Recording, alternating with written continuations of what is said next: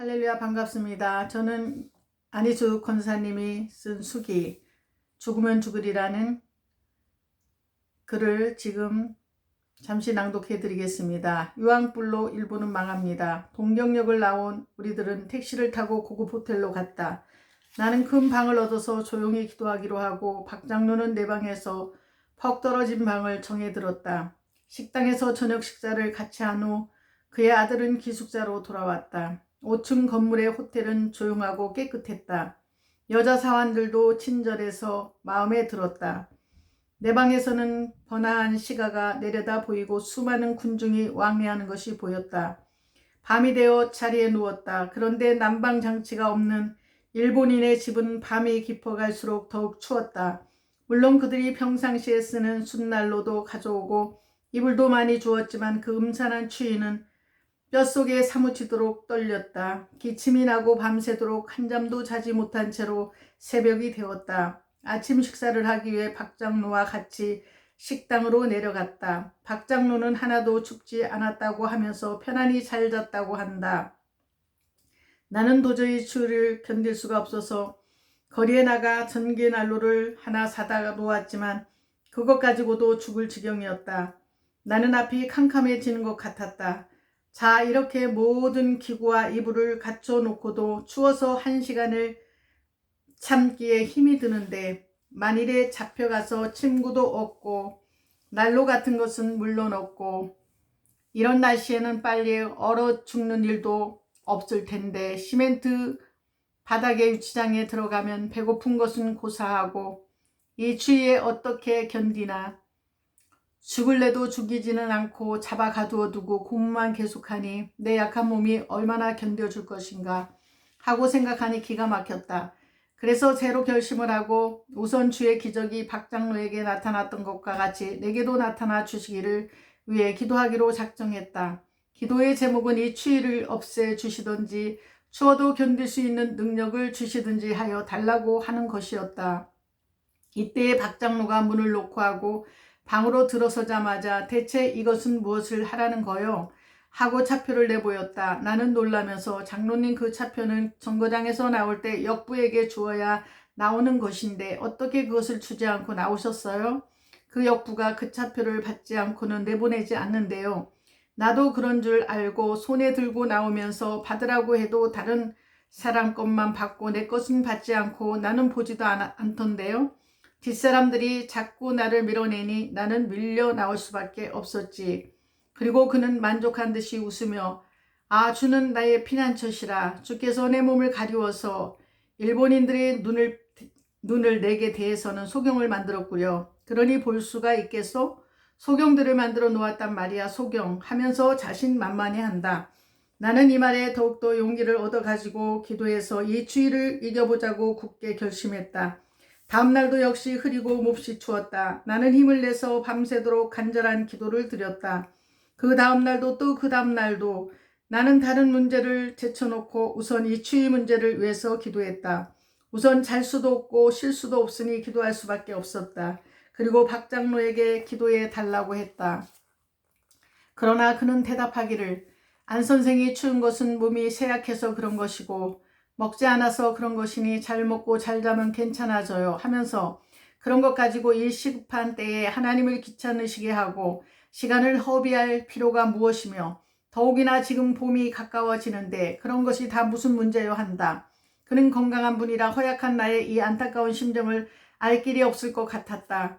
또 그가 이 기도를 거부함으로 나는 기도할 힘을 다 잃어버리고 맥이 풀려서 기도를 하면서도 박 장로 말대로만 된 것 같았다. 이 무서운 추위가 우선에는 가장 큰 원수인 것을 알면서도 어떻게 해야 할지 몰랐다. 따뜻한 좋은 털옷을 모두 겹겹이 껴입어서 몸을 움직일 수가 없는 위에다 외투까지 입으니 몸이 무겁고 부자유한 지경인데도 추위는 더 강하게 날마다 밤마다 나를 싸고 돌았다.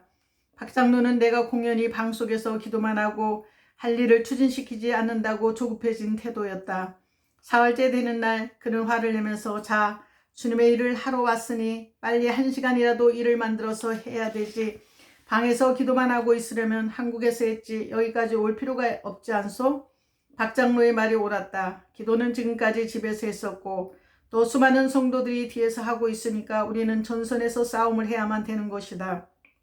그러나 그렇다고 해서 무턱대고 나가서 아무라도 만나는 대로 말할 수는 없는 일이었다. 그래서 나는 주일이 오기를 기다리고 있었다. 주일이 되면 후지미조 장로교회로 가서 히비키 중장을 만나서 의논하고 힘을 빌려 길을 열 것으로 생각했던 것이다. 그의 집을 찾아가려 해도 집을 알지도 못했고 또 안다고 해도 집으로 찾아가는 것은 복잡해질 듯해서 한 예배자로서 교회로 나가 그를 만나는 것이 마땅하다고 생각했기 때문이다. 박 장로는 내 설명을 듣고 그래도 마땅치 못하다는 듯 자기 방으로 가버렸다. 나는 내 방의 창문을 열고 앞에 보이는 높은 빌딩들이 질비하게 서 있는 지대를 내려다 보았다. 그 건물들은 모두 견고하고 그 아래로 걸어다니는 사람들은 모두 자신만만해 보였고 세계의 강대 국민으로서 활보하는 그들 시민의 자태와 거기에 어울리는 도시의 모양을 보면서 나는 생각했다. 우상으로 시장에서 우상 속에서 자라났고 우상으로 채워진 이들의 머릿속에 과연 그리스도의 복음을 전하는 일이 가능한 일일까? 이 민족이 과연 알아들을 것인가? 나는 또 에레미야서를 생각했다. 모압은 예로부터 평안하고 포로도 되지 아니하였으므로 마치 술이 그 찢기 위에 있고 그 그릇에서 이 그릇에서 저 그릇으로 옮기지 않은 같아서 그 맛이 남아있고 냄새가 변치 아니하였도다. 그러므로 나 여호와가 말하노라. 날이 이르리니 내가 그 그릇을 기울일 자를 보낼 것이라. 그들이 기울여서 그 그릇을 피게 하고 그 병들을 부수리니 이스라엘 집이 베델을 의뢰함으로 수치를 당한 것 같이 모압이 그 못으로 인하여 수치를 당하리로다. 너희가 어찌하여 말하기를 우리는 용사요 전쟁의 맹사라 하느뇨 만군의 여호와라 일컫는 왕이 이같이 말하노라. 모압이 황폐되었도다. 그 성읍들은 연기가 되어 올라가고 그 택한 청년들은 내려가서 살육을 당하니 모압의 재난이 가까웠고 그 고난이 속히 임하리로다. 과연 하늘에서 큰 불이 내려올 것인가? 또 내려온다 해도 이 큰 도시가 변하여질 것인가? 이 대도해는 너무도 견고해 보이고 문화의 첨단을 걷는다고 자부하는 이들은 너무도 늠름해 보였다. 나는 나 자신을 검토해 보았다. 이만한 이른봄 추위에도 아들아들 또는 나의 하나의 미약한 여성, 아무도 알아주지 못하는 무명의 한국인 소녀, 그리고 또 일본말이라고는 하이라는 한 말 한마디도 혀를 놀려본 적이 없는 연로한 박장로의 존재, 이 모든 사실은 양양한 대해에 물결이 요동치고 있는데 조그만 갈매기가 죽을 힘을 다해서 그 가느다란 목소리로 바다의 험한 물결 소리를 거슬러 소리 지르며 다니는 것과도 같았다. 또 우리들의 일을 비유하면 힘없는 메뚜기 한 마리가 용맹한 성난 사자의 뒷국무늬를 무는 것 같이 아무런 충격도 주지 못하는 것이 아닐까 하는 생각도 했다. 2000년 동안을 누구에게도 항복해 본 일이 없다고 뽐내고 자랑하는 소위 이 대일본 제국의 명성은 그들이 큰 소리하는 것을 뒷받침해 주는 듯이 내 눈앞에 펼쳐져 보이는 저 큰 도시와 질서와 힘이 거짓은 아니라고 증명하는 것과 같이 보였다. 나는 시편 기자의 시를 생각했다. 나는 거의 실족할 뻔하였고 내 걸음이 미끄러질 뻔하였으니 이는 내가 악인의 형통함을 보고 오만한 자를 질시하였음이로다. 저희는 죽는 때에도 고통이 없고 그 힘이 건강하며 타인과 같은 고난이 없고 타인과 같은 재앙도 없나니 그러므로 교만이 저희 목걸이요 강포가 저희 입는 옷이며 살찜으로 저희 눈이 솟아나며 저희 소득은 마음의 소음보다 진하며 옛날이나 오늘이나 세상은 한 가지인가. 그 옛날도 오늘 같았기에 시편 기자는 이렇게 탄식하였을 것이다. 회색빛 구름은 온 하늘에 깔려있고 그 회색 구름 사이에는 검고 험한 구름이 비를 가득 싣고 언제든지 땅에 뿌릴 기세였고 한편으로는 흰송같이 깨끗한 구름이 훨을 흘러가기도 했다. 나는 구름들이 오고 가면서 그 형태를 변해가는 광경에 이끌려 오랫동안 흥미있게 하늘을 쳐다보고 있었다. 그것들의 신비스러운 운동을 한참 보니 저것들을 만들고 운영하시는 분을 보는 듯 느껴졌다. 나는 그 창조주의 쉬지 않으시는 일을 생각했다. 큰 소리로 오 주여 모든 우주를 말씀으로 창조하시고 운영하시는 하나님, 항복을 하는 것 같이 소리를 질렀다. 그리고 다시 이 큰 도시를 내려다 보았다. 저 많은 군상들을 볼 때 슬픔이 가슴을 꽉 메웠다. 잘 먹어서 얼굴에 기름이 줄줄 흐르고 자신만만해 보이는 군상들이 열을 지어서 지옥으로 떨어져 가는 것을 느꼈기 때문이었다. 오 주여, 주님이 저 인간들을 보실 때 저 모양을 보셨으니 어찌 십자가에서 내려오실 수가 있었겠습니까? 십자가에 안이 올라갈 수는 없었고, 내가 만일 하나님의 아들이거든 십자가에서 내려오라고 외친 무리들 앞에 차마 내려오실 수가 없으셨겠나이다. 내려오라고 외치던 그들도 역시 저 모양으로 모두 열을 서서 지옥으로 들어가는 것을 아셨을 테니까요. 나는 다시 큰 소리로 부르짖었다. 나도 희생하겠사오니 당신의 합당한 대로 써 주시옵소서. 끝내 또 비가 쏟아져 내렸다. 이 추위를 피하는 길은 뜨거운 물로 목욕하는 길밖에 없었다. 그러나 목욕을 하고 나면 다시 추워지는 것이다. 봄은 날마다 가까이 오고 있는데 봄이 되기 전에 우리는 맡은 바 사명을 다하고 춥지 않은 하나님 아버지 집으로 영접받아야 될 것을 사모하고 실행해야 된다고 다시 생각했다. 내 기침 소리는 내 방 안뿐만 아니라 박장로 방에까지도 울리는 듯했다. 깊고 고요한 밤중의 기침 소리는 이 여관을 진동시키다시피 했다. 하루난 초조한 기색으로 내 방으로 들어온 박장로는 우선 야맘으로 구세군 중장을 만나보자고 했다. 기독교 지도자들을 만나서 의견을 묻고 듣는 것도 필요한 일이라고 하는 주장에 나도 동의해서 곧 그를 방문하기로 했다. 박장로 부자와 나는 야맘으로 군배의 사무실로 찾아가서 면회를 신청했다. 다행히 중장은 신병으로 인해서 사무실에 자주 나오지 못했는데 오늘은 일찍부터 나와 계시니 면회할 수 있으리라는 것이었다. 모두 구세군 정복을 한 사무원들은 분주하게 이를 보고 있었으나 어쩐지 여기가 종교단체 하나인 구세군의 총본영이라기보다 무슨 회사 같은 기분을 주는 것이 이상했다. 우리들은 궁금한 마음으로 기다렸다. 구세군의 최고 지도자인 이분이 어떠한 태도와 인상을 줄 것인가 하는 호기심으로 안내자의 뒤를 따라 중장실로 들어갔다. 중장실에 중장이 앉아있는 것은 아니었다. 우리들이 먼저 들어가 기다리고 있을 때 큰 문이 열리더니 여기서 두 사람이 몸을 스스로 움직이지 못하고 구세군 중장복을 입은 우상같이 무표정한 노인을 양편에서 부축하고 모시고 들어왔다. 그리고 우리들 앞에 있는 안락의자에 앉혔다. 비서한 사람이 이분이 야맘으로 구세군 중장이십니다. 할 때 나는 깜짝 놀라며 그 우상 같은 노인을 쳐다보았다. 중풍에 걸려서 전신불수가 되었는지 손도 발도 움직이지 못하고 말도 마음대로 못하는 오심남짓한 노인은 흐린 눈으로 우리를 멍하니 쳐다보고만 있었다. 그래서 내가 일어나서 나와 박장로와 그 아들 박영창 씨를 소개했다. 그는 몹시 더듬는 말로 무엇이라고 했으나 내가 알아듣지 못하다 비서는 이처럼 먼 길을 오셨다고요. 무슨 할 말이 있으시면 하시라고 하십니다. 중장의 얼굴은 검어진 구릿빛이고 기름이 번지르르 했다. 나는 우상같이 된 야맘으로 군배의 시를 보고 우리들의 말을 해야 할지 주저하다가 그래도 이곳까지 일부러 찾아와서 말을 안 한다는 것은 후회로 남으면 안 될 것을 생각해서 말해보기로 했다. 그리고 나는 질문을 시작했다. 중장께서는 그리스천으로서 일본 신사에 절하는 것을 어떻게 생각하십니까? 그는 내 말을 듣고 무표정한 얼굴 그대로 나는 그리스천들이 신사에 가서 절하는 것을 별로 이상하게 생각해 본 일이 없습니다. 라고 나도 알아들을 수 있을 정도로 말로 대답했다. 나는 놀라는 동시에 이해할 수 없다는 표정으로 다시 그러면 중장께서는 기독교인들이 신사에 가서 절하고 일본의 800만 신들을 하나님과 더불어 섬길 수 있다는 말씀입니까? 즉 기독교인들이 신사에 가서 모든 의식에 참여하고 절하고 섬기고 해도 죄가 되지 않는다고 보신단 말입니까? 말씀입니까? 그는 똑똑한 음성으로 네 했다. 그리고 또 중풍이 걸려 떨리는 음성으로 이렇게 말하는 것이었다. 나는 조그마한 시골에서 자랐는데 내가 장성한 후에 나와 같이 자라난 친구와 전쟁에 나간 일이 있습니다. 우리 두 사람은 가장 가까운 친구였는데 전쟁터에서 그 친구는 불행히도 전사하여 그 시체를 가져다가 우리가 자라난 시골 신사에다 묻었습니다. 나는 몇 해 전에 내 고향에 찾아갔는데 내 친구가 묻혀있는 그 신사에 가서 절을 하고 나라를 위해 싸우다 죽어준 것을 감사했습니다. 물론 나는 당신들이 다 아는 기독교인이 아닙니까?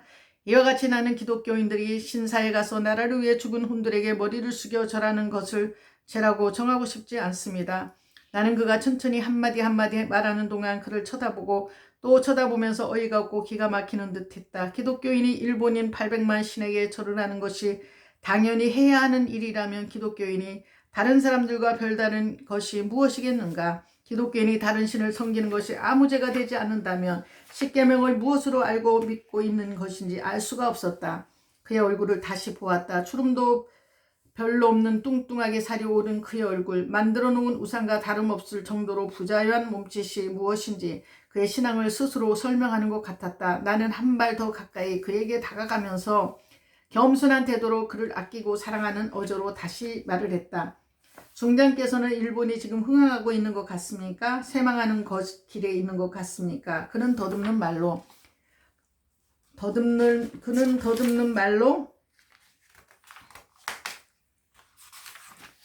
흥황하는지 쇠망하는지는 판단하기 곤란하나 퍽 위험한 자리에 있다는 것은 사실로 인정하고 있습니다. 나는 다시 용기를 내서 일본의 신문과 잡지는 일본이 동양 전체를 다스리게 되었다고 크게 선전하지만 모든 젊은 여자들은 과부가 되고 부모들은 자식을 잃어버리고 모든 장정들은 전사하여 매일매일 수없이 많은 사람들이 지옥으로 가고 있습니다. 이 젊은이들은 참 하나님이 누구신지 모르고 자기도 죽으면 신 중에 하나가 된다고 하면서 매일 지옥으로 수천 명씩 떨어지고 있지 않습니까? 그러나 이 사실을 아무도 가르쳐주는 사람이 없습니다. 더욱이 일본의 집권자들은 이 수없이 많은 젊은 영혼들을 영원히 죽이기만 하는 것이 아니라 기독교인들이 주님의 계명을 지키려고 일본 신에게 절을 안 한다고 모두 잡아 감옥에 가두고 때리고 죽이고 하며 전지의 대왕이신 여호와 하나님을 거역해 나가는 무서운 죄를 감행하고 있습니다. 그래도 아무도 이 집권자들에게 경고해주는 사람이 없어서 하나님은 나와 같이 어린 소녀를 일으켜서 경고하라고 했지만 나는 연약하고 힘이 부족한 것을 주께서 아시고 이 나이 많으신 박장로를 일으켜서 이렇게 이곳까지 온 것입니다. 내가 이렇게 말할 때 그는 열심히 들었다. 나는 말을 계속했다. 우리는 이러한 사명을 가지고 올 때 을의 죽음을 각오하고 왔습니다. 죽음 아니고는 이 강한 집권자들에게 경고할 수 없으니까요.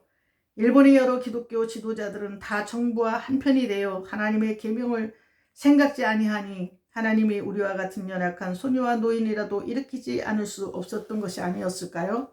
내 말을 듣던 그는 대답했다. 내가 과거에 한 달에 한 번씩 천황폐하께 나가서 그를 위해 축복을 해주었는데 이와 같이 몸을 못 쓰게 된 이후로는 그것도 못하게 되었습니다. 나를 위해 기도해 주십시오. 하고 일어나려 했다. 비서가 와서 붙들어 일으킨즉 그는 우리에게 절을 하려고 하는 모양이나 몸이 말을 듣지 않아 다시 자리에 주저앉아 버렸다. 나는 내가 가지고 있던 성경을 펴서 에레미야서에 나타난 바알신과 일본신이 어찌 흡사하게 같은가를 그 앞에서 읽어주었다. 그는 놀라듯이 그 구절을 듣고 있었다. 그는 두 손을 펴서 악수를 청했다. 그리고 다시 나를 위해서 기도해 주십시오. 또 하나님이 당신들을 크게 써서 일본이 회개하기를 바라고 기도하겠습니다. 구세군 일본 본영에서 나온 주 부슬비가 내리고 있었다. 천황에게까지 가서 기도해 줄 수 있는 이 큰 기회를 부여받은 지도자가 어찌해서 자기의 직책을 다 못하고 우상에게 가서 절을 하며 저와 같이 산우상이 되었는가. 최고 지도자를 모시고도 올바른 교훈을 받지 못한 이 도시, 이 나라가 아무것도 모른 채 유황불을 맞아 지옥으로 떨어지는구나 하고 생각하니 이 흘러내리는 비와 같이 내 눈물도 흘러내렸다. 우리는 여간으로 돌아오는 길에 전차를 타고 동경 도심지의 호화로운 큰 백화점 식당에서 식사를 하면서 그 많은 손님들 속에 섞여 보았다. 얼굴들, 모두 자신이 있어 보이는 얼굴들. 그들은 전쟁에 죽고 재앙에 죽고 불에 죽어서 펄펄 끓는 불구덩이에서 영원히 살아야 할 이들. 지금은 잘 입고 잘 먹고 교만할 수 있지만 이들이 받을 그 재앙을 생각할 때 나는 그들이 가엾게만 보이는 것이었다. 식사를 마친 후 우리들은 백화점 안을 이리저리 구경하였다. 백화점에는 참으로 좋은 물건이 많이 쌓여 있었다. 나도 여자다. 내가 만일 죽으려고 덤벼드는 처지가 아니라면 사고 싶은 것을 마음껏 골라 다 샀을 것이다. 나는 내 눈에 드는 제일 따스해 보이는 모양 좋은 최신형 양복을 한 벌 샀다. 죽을 때는 죽더라도 동경에서 제일 가는 고급 옷 한 벌을 사입자는 셈이다. 여지 어머니 내가 산 옷을 싸고 있을 때 옆에 서 있던 박영장 청년이 소리를 지르며 반가우며 인사하는 사람이 있었다. 나도 누군가에서 돌아보니 거기에는 아주 젊고 잘생긴 한 쌍의 부부가 백화점 구경을 하러 나왔다가 박청년과 만나서 인사를 하고 있는 것이었다.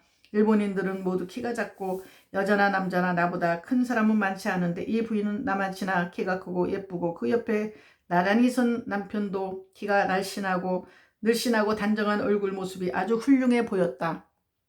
영창씨가 나를 그들에게 과장되게 소개하니 그들도 겸손히 절을 했다. 나는 부끄러워서 얼굴이 화끈화끈 달아오르는 것을 느끼면서 같이 절을 했다. 그 부인은 바로 한국의 간디라고 불리는 조만식 선생의 따님과 그의 남편이었다.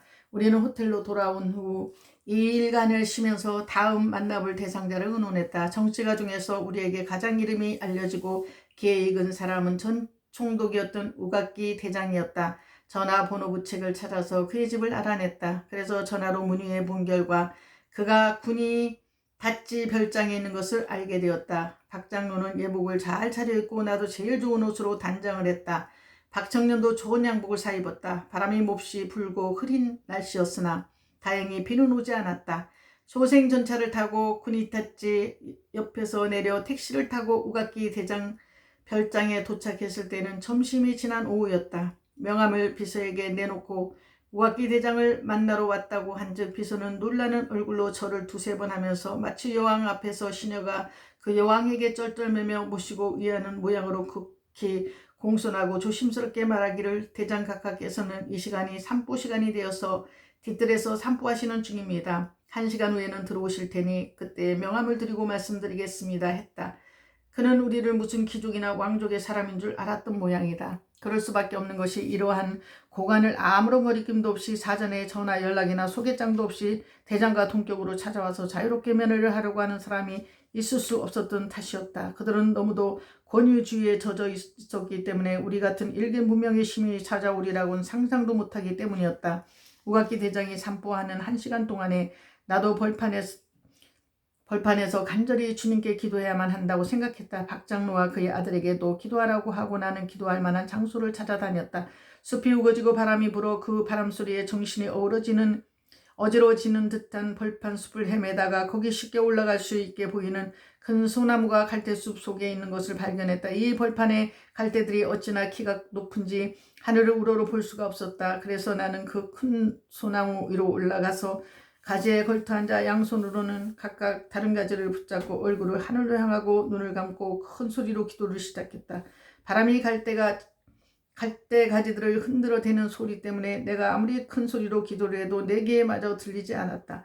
언제나 머리를 숙이고 엄숙한 마음으로 기도하던 나는 이렇게 눈을 하늘로 향하고 너무나 가지까지 위에 올라 앉아 기도드리는 것은 처음이었으나 내 심령이 일본인 고관의 권세에 눌리는 것 같아서 위험을 무릅쓰고 나무에 올라가 이렇게 고함을 지르면서 기도를 했던 것이다. 주여, 이 일본 전체뿐 아니라 온 세상에 다 하나님을 배반하려고 하는데 나만 주님의 음성을 듣고 따라가려고 하는 것 같사오니 저를 붙들어 주소서. 나는 결사적으로 주님께 매달려 애원했다. 1시간쯤 되어 소나무에서 내려오려고 하니 어찌나 나무를 꽉 잡았던지 손이 펴지지 않았다. 겨우 나무에서 미끄러져 내려오니 대장의 비서와 박장로 부자가 나를 찾아와서 이리저리 다니고 있었다.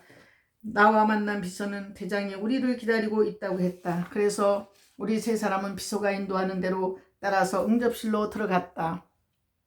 과연 그는 조선 총독이었던 만큼 그의 응접실은 순환국 물산으로 장식되어 있고 그 방의 분위기는 마치 한국의 큰 부의 응접실로 들어간 기분이었다. 비서가 우리들을 의자에 앉도록 하고 대장에게 알리려고 나가버렸다. 한 20-30분 후에 일본 신발인 조리 소리가 나며 문이 열리더니 일본 옷을 입은 우각기 대장이 쏙 들어섰다.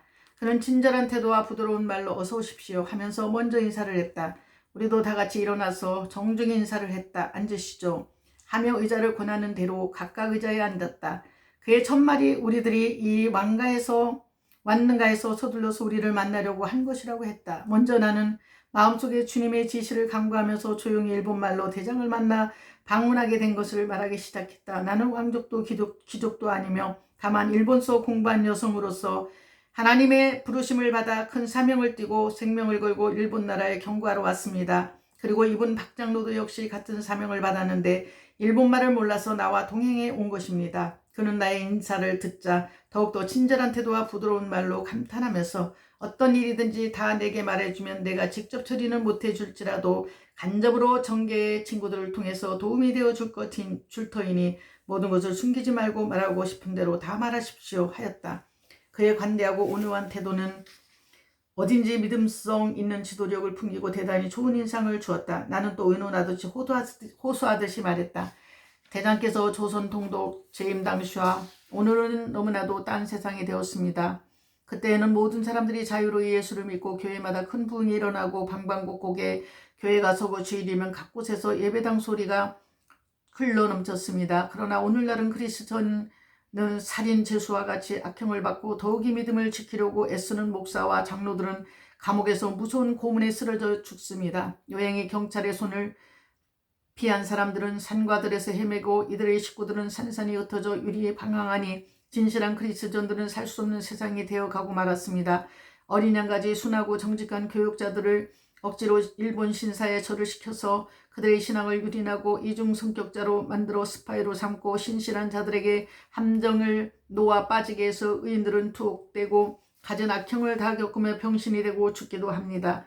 이같이 하는 일본 나라가 과연 하나님께 용서를 받을 수 있을까요? 대장께서는 나라나 백성이 천지를 지으신 하나님을 거역하고 그 신자들을 핍박하고도 망하지 않는 일이 있을 것으로 믿으십니까? 조용하게 앉아 듣고 있던 그의 얼굴 표정도 차차로 달라져 갔다. 나는 다시 대장께서는 성경을 어떻게 믿으십니까? 하고 대담하게 물었다. 그는 내 얼굴을 자연스러운 눈으로 보면서 나는 독일에서 공부를 했는데 내가 자숙하고 있던 집 아주머니가 아주 열렬한 크리스천이었어. 아침마다 식탁에서 성경을 꼭 읽고 내야 식사를 하였던 고로 성경에 대한 특별한 관심을 갖고 있습니다.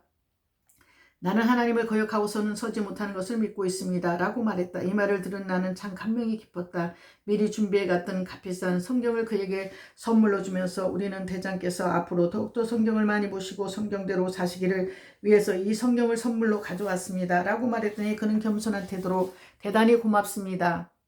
매일 성경을 읽도록 하겠습니다. 라고 말했다. 나는 힘을 내서 하나님의 부르심을 받아서 일본의 집권자에게 일본이 회개하지 않으면 머지않아 하나님이 보내는 유황불로 심판을 받게 될 것을 경고하러 왔습니다.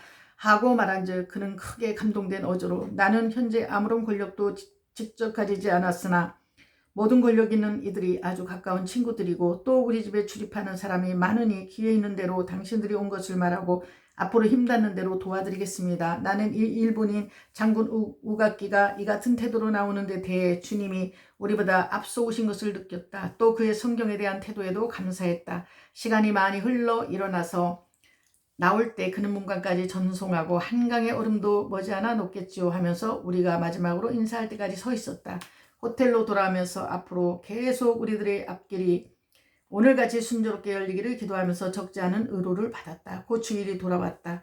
우리는 일본에서는 제일 크다고 하는 유명한 후지미조 장로교회로 갔다. 약 500명쯤 모인 교인 중에는 고명한 인사들과 그 가족들이 섞여 있어서 이 교회는 유다른 색채를 띠고 있었다. 힘차게 찬송가를 부르니 마음이 확 풀어지는 것 같고 시원했다. 웬일인지 내 목소리만이 큰 것 같아서 조그맣게 부르려고 해도 터져나오는 찬송은 내기에 아름답게 들려오는 것이었다. 목사가 20분쯤 설교를 했지만 설교라기보다는 철학 시간에 교수가 빈틈없이 준비된 원고를 읽어주는 감이 있는 설교로서 간단히 끝났다. 우리 한국 교회에서 1시간 동안이나 설교해도 지루하지 않는 성신이 충만한 목사들의 설교에 비하면 후지미조 교회 목사의 설교는 너무도 대조적이었다. 거기는 예수님의 이름도 별로 부르지 않았고 거룩하신 하나님의 오르심과 사랑도 부르지 않았다. 목사가 20분간으로 설교를 끝내는 이유가 어디 있을까? 예배를 인도하는 목사가 십자가의 중심에서부터 지식으로만 설명을 하자니 더 길게 말할 것도 있을성 싶지 않았다. 일본을 대표한다는 제일 큰 교회의 모습이 이렇구나 하니 마음이 서글퍼지는 것을 금할 수가 없었다. 예배가 끝나자 나는 급히 목사에게로 달려갔다. 내가 목사실을 찾아가서 목사를 만나니 놀라운 표정으로 우리를 보면서 아울러 경의를 표했다. 나는 미요시 목사에게 다짜고짜 히비키 중장을 만나게 해주세요. 라고 말할 때 마침 그의 뒤에 키가 작고 머리가 하얗게 센 할아버지가 따라왔다. 목사는 그를 보자 즉시 이분이 히비키 중장이십니다. 하고는 자기는 가버렸다. 그의 목사의 말을 듣자 내게로 다시 가까이 와서 반가운 얼굴했다. 나는 공손히 머리를 숙여 인사한 뒤 오늘 이같이 중장을 교회에서 뵙게 되니 대단히 반갑습니다. 저는 한국에서 온 여성입니다. 오늘은 하고 정중히 인사를 했다. 오늘은 여기까지 하겠습니다. 감사드립니다. 좋은 하루 되세요.